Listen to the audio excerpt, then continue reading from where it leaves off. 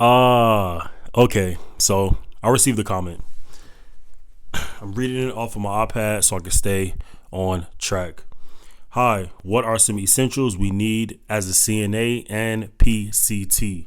This is going to be a straightforward list, not editing this video, not adding anything, just giving you guys the real, giving you guys the straightforward advice from me being a CNA, the years that I've spent working in that job, and now as a nursing student, not really working as a CNA, but still having that experience. Let's get into it. So I made a list. Of things that I feel like you won't receive on any other video. So make sure you watch this one in its entirety. And I've listed it essentials for CNA. The first one is going to be ask questions. You cannot get through this job if you don't know how to ask questions. If you don't know how to find something in the charting or have a patient ask you something, and if you don't know what the answer is, do not tell them the answer. Go and ask your nurse. Go and ask your nurse. Go and ask Google, but go and ask your nurse. You need to be able to ask questions. That's something that I've seen a lot of CNAs struggle with, and I noticed that I didn't want that to be me. I didn't want to be the CNA that didn't know what I was talking about, but talked as if I knew what I was talking about. So I went and I just told the nurse whatever the patient said, and asked the nurse whatever the patient said. If you don't know the answer, don't ever give an answer. Just say, hey, I'll find out an answer and I'll get back to you.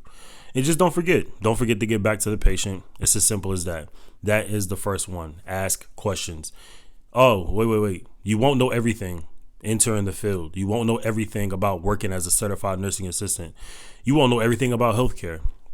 That's why you have to ask questions too. Don't forget that. This is a miniature list, semi-miniature list. So yeah, make sure you ask questions. 2, time management. You will go on the job. You will have a list of things that you need to do.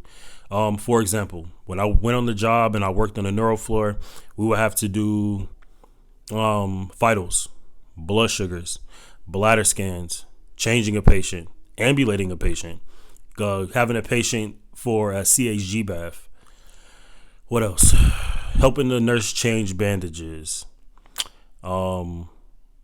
changing condom calves, changing Pure Wicks, emptying, suctioning. You have a list of stuff that you need to do as a CNA.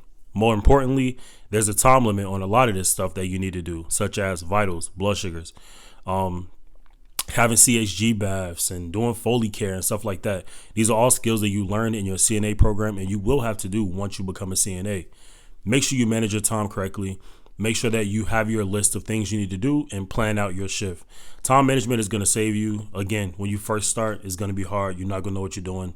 It's going to feel like you're a chicken with your head cut off, but it gets easier as time goes on. So keep that in mind. Time management. The next one is going to be the ability to word vomit. The ability to work with others.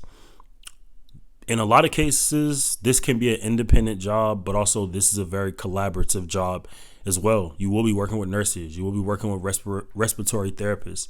You will be working with phlebotomists and the lab and the pharmacy and other techs and just other people, even a family for that matter.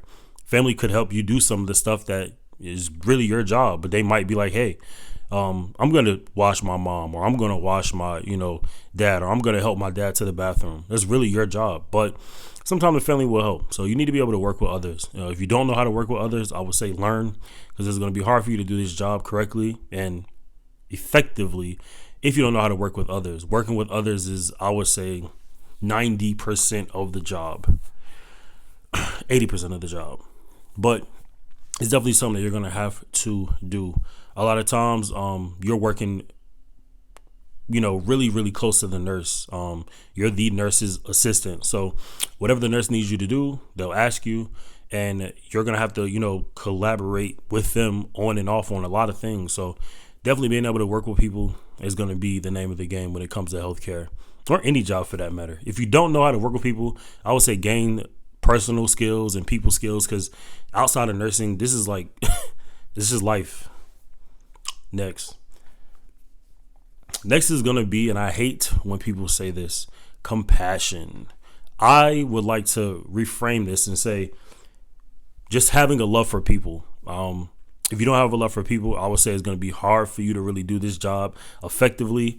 I love people. I love talking to people. I love learning from people. I have a very soft spot for the older population, the older adults. That's your, 50 and up, 60 and up. They have so much knowledge. They have so much, love in their heart. And when I get a little grandma, a little grandpa in there, and that's, who I'm taking care of for the night, I make sure to, really like listen to what they have to say about life. They say, oh, I've been married for 30 years. My favorite question is, what's, the secret? What's the advice? For career, like, what did you do to get here? Or what was you doing at my age? You know what I mean? So I have a love for people. I have a love for taking care of people. I don't ever want to see anybody in pain. So that's why I feel like this is a good field for me. I'm also a very personable person as well. I used to pride myself on my, I'm not getting too deep into my life, but I used to pride myself on my charisma, you know what I mean? And winning people over just by talking to them. So that's definitely a skill that you want to have. Is just have a love for people. Compassion. Everybody always talk about compassion, but compassion isn't always what you think it is. Having a love for people, wanting to help people, that's the name of the game when it comes to healthcare. And being a nurse and being a nursing student and whatever. Have a love for people. Next. Reporting signs to the nurse. This is a skill that you gain over time. It comes with knowledge, but anything you see is really your job to help the patient and the nurse get through the shift.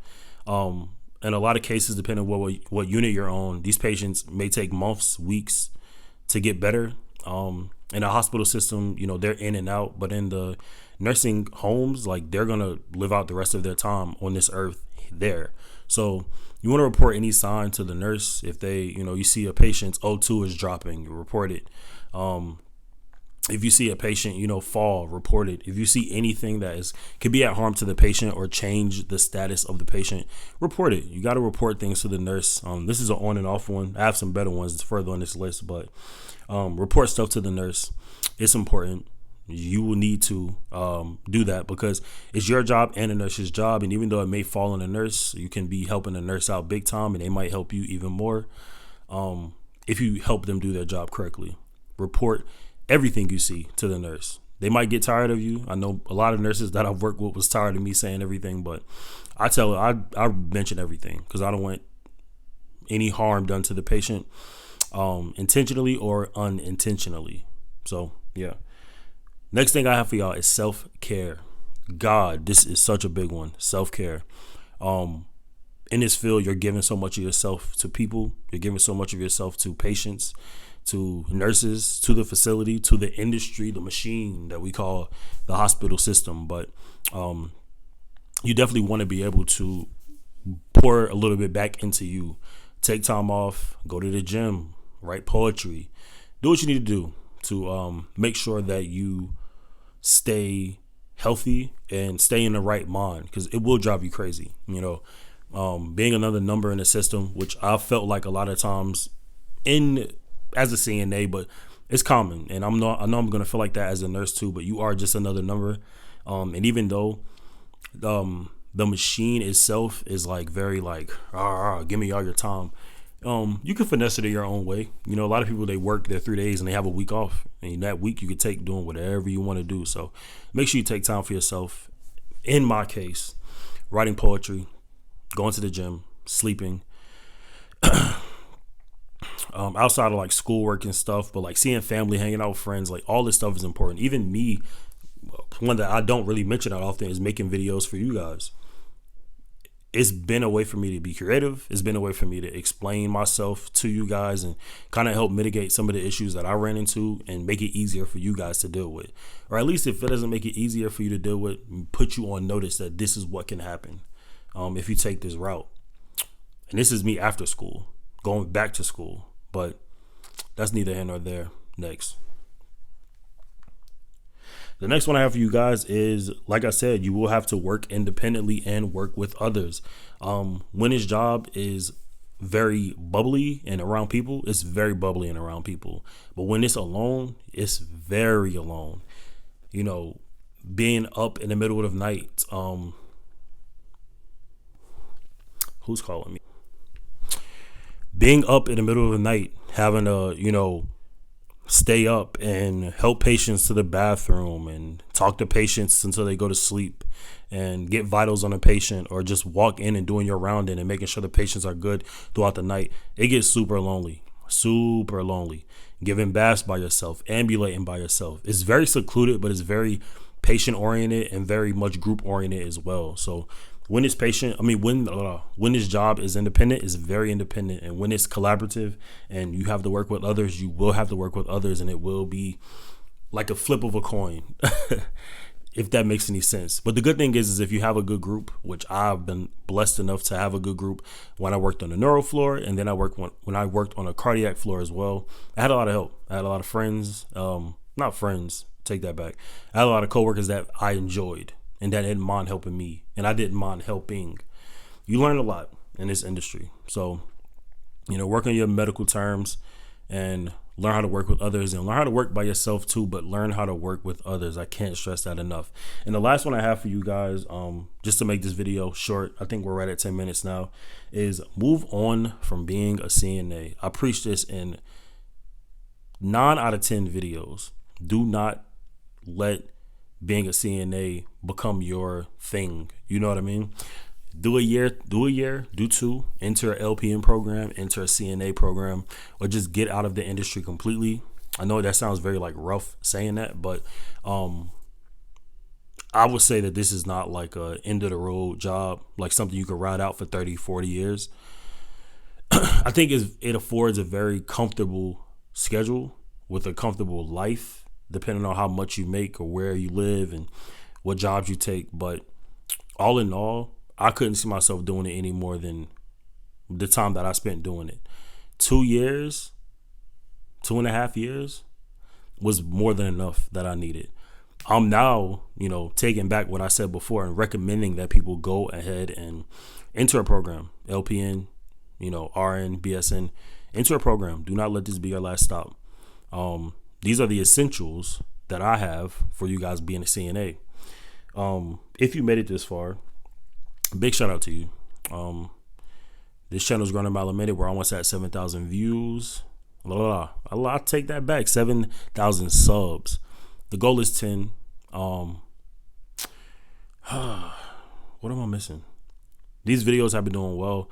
Me not editing, I don't know what it is about not editing. Maybe it gives long form TikTok vibes, but it's been performing a lot better than when I spent hours editing. So I'm gonna keep this format. I'm gonna keep it going. Just give you guys the real, come talk to y'all and answer questions. So if you have any questions, make sure to drop them below.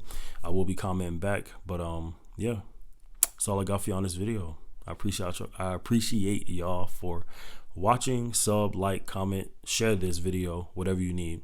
Essentials for being a CNA 2024. All right.